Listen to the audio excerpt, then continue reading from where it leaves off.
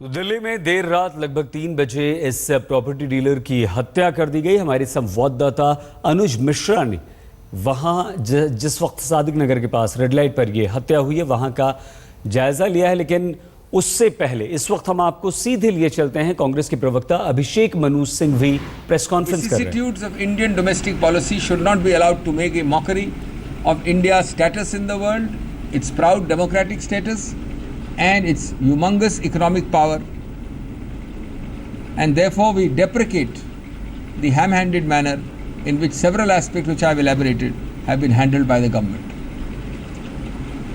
प्रश्न पूछ रहे हैं।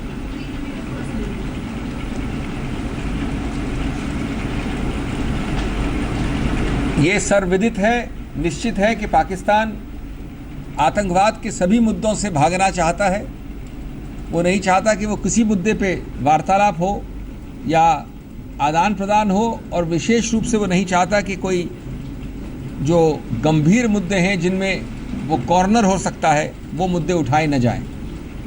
ये भी सर्वविदित है कि पाकिस्तान बार बार अवरुद्ध करने की प्रक्रिया, डाइवर्ट करने की प्रक्रिया, नए नए मुद्दों को डालने की प्रक्रिया पहले भी करता आया है, इस बार भी कर रहा है। और विशेष रूप से जिस प्रकार की भाषा, जो शब्दों का चयन हमने देखा है इस वक्तव्य में जो कल रात को आया, फेक, कॉन्कॉक्टेड, ये शब्दावली का प्रयोग है। मैं नहीं समझता मेरे अनुभव में या आप लोगों के अनुभव में आपने किसी भी विदेश नीति के दस्तावेज में इन शब्दों का प्रयोग देखा होगा। ये न डिप्लोमेसी के शब्द हैं, न ये विदेश नीति के शब्द हैं, न ये अंतर्राष्ट्रीय डिप्लोमेसी के शब्द हैं। और निश्चित रूप से पाकिस्तान का उद्देश्य बड़ा स्पष्ट है, हम उसकी भर्त्सना करते हैं।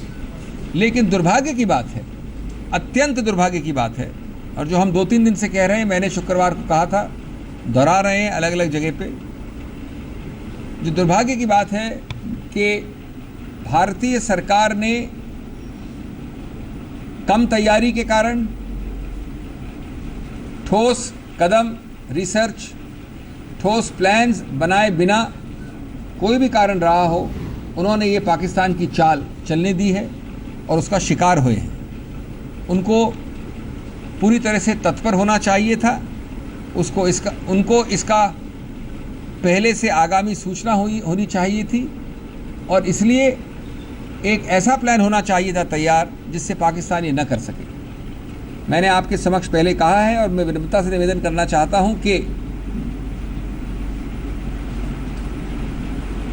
अगर आपको सीमाएं नहीं बनानी हैं तो जब सीमाएं बनाएं तो बहुत सोच समझ के बनाएं।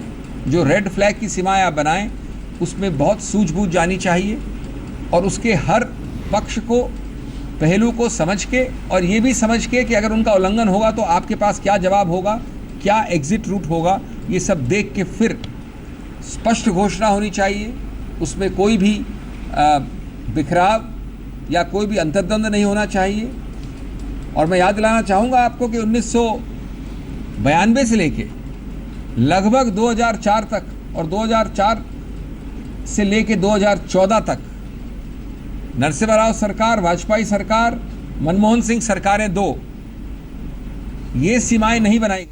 तो कांग्रेस ने यहाँ बीजेपी सरकार पर आरोप लगाया, स्पष्ट नीति नहीं है, आतंकवाद पर ठीक से होमवर्क नहीं किया, पाकिस्तान बातचीत से भागा है, लेकिन उसके लिए जिम्मेदार सरकार है। यह आरोप कांग्रेस की तरफ से कांग्रेस प्रवक्ता अभिषेक मनु सिंघवी ने लगाया।